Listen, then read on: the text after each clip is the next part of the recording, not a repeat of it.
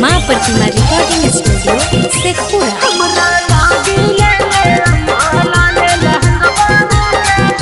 Mix by Shailendra Babu.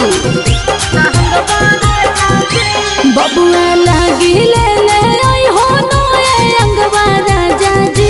बबुआ लागी ले आई हो नोए अंगवा राजा जी।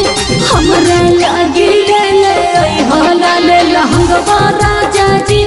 हमरा लागी ले आई हो लाले लहंगवा राजा जी। चला हा कौना ही अभी कामा धनवा धानी गे। चला हा कौना ही अभी कामा धनवा धानी गे। कहाँ से ला के दिया लाले रंगला हंगवा धानी गे।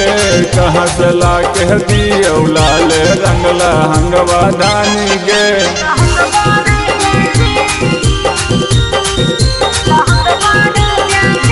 माँ प्रतिमा रिकॉर्डिंग स्टूडियो शेखपुरा।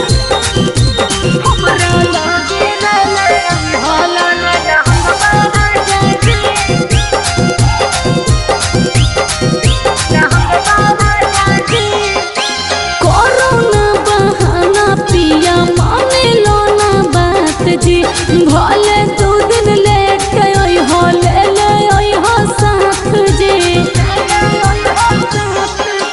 कैसे बताइए धानी माना माँ के बात गे।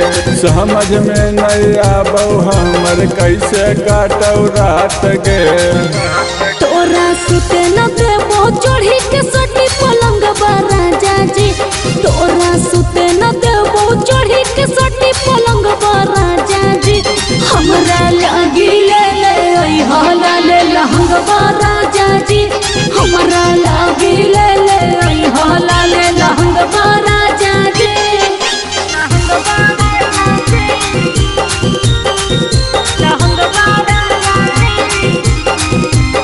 मिक्स बाय शैलेंद्र बाबू।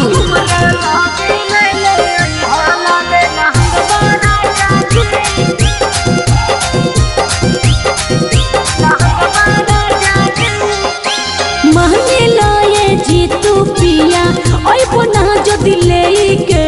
बोलो जदि हमरा से मोरो बखोरनी फेंकी के।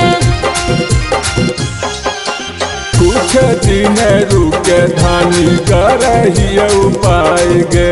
दौसन से जाई ले सूदी पर उठाई गे। लगे सुते देबो सटी के अपने अलंगवा